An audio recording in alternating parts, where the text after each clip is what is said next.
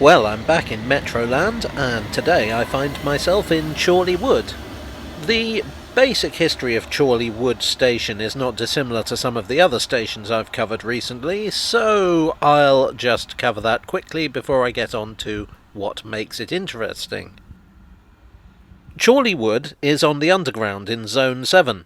The station was opened in 1889 by the Metropolitan Railway, which is now the Metropolitan Line. The architecture is not dissimilar to that at Rickmansworth, fairly standard metropolitan country station architecture.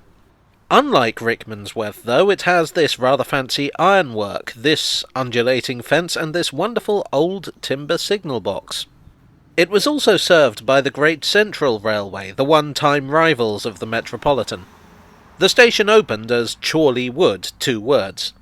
Then it became Chorley Wood and Cheney's in 1915. In 1934, back to Chorley Wood, still 2 words, then they got rid of the space in 1965. The line through here wasn't electrified until 1960, and until 1961 a typical train was a steam locomotive hauling a set of Metropolitan Railway coaches, which would have been quite elderly by the end of steam. Chorley Wood is rather interesting as a place on the Metropolitan line. The town sits on the boundary between the Saxon kingdoms of Wessex and Mercia, and the boundary between Hertfordshire and Buckinghamshire. This ancient hedgerow is the marker. It's firmly within the Chilterns. Geographically speaking, you really could not get much more Metroland. Again, Metroland is something I've talked about a fair bit, although I really think I should do a video discussing the whole thing in detail. But, long story short, Metroland was a promotional device invented by the Metropolitan Railway under their chairman Robert Selby to attract passengers to stations along their line, and, ideally, to buy property there. Chorley Wood, however you spell it, became a popular destination on the railway. It was very much a place for leisure. The Common was a delightful place for a stroll. There was a hotel by the station, imaginatively named the Chorley Wood Hotel, that catered to visitors. In 1890, just a year after the railway came, Chorley Wood Golf Club opened and would build a 9-hole course on the Common. Golf was a decent source of traffic for the Metropolitan, being a popular executive pastime even back then. I've heard that you're actually supposed to pronounce it goth, but I'm pretty sure that's the people with the pale skin and the eyeshadow. You can't fool me. At Younger's Retreat, children could enjoy the playground, toys and donkey rides. In the 1930s, there was even a holiday camp here at Stagg's Farm, which I guess says a lot about British holidays in the days before cheap flights and widespread car ownership.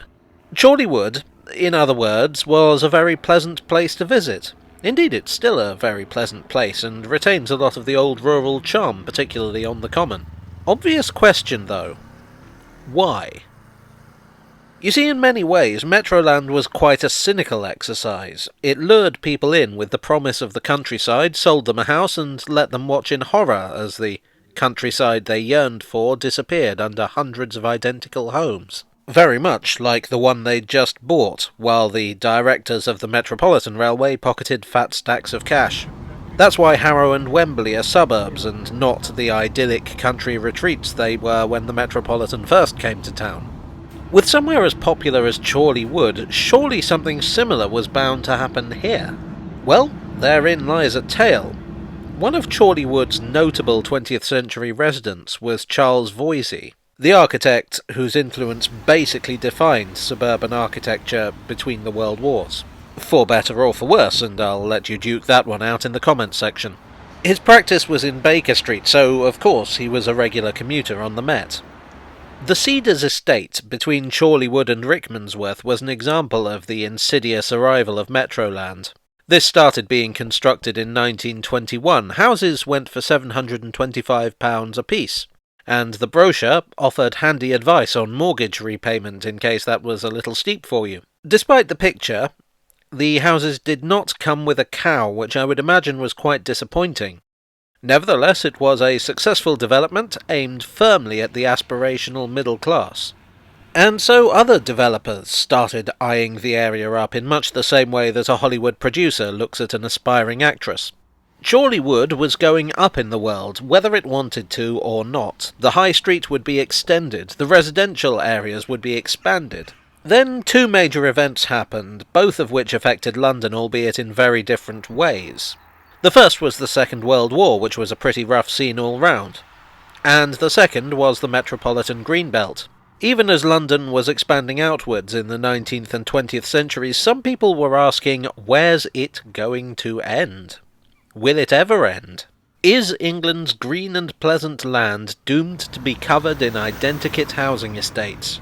In 1938, the Greenbelt Act was passed. This would preserve a ring of greenery around London, a sort of green belt, if you will, upon which new development was highly restricted.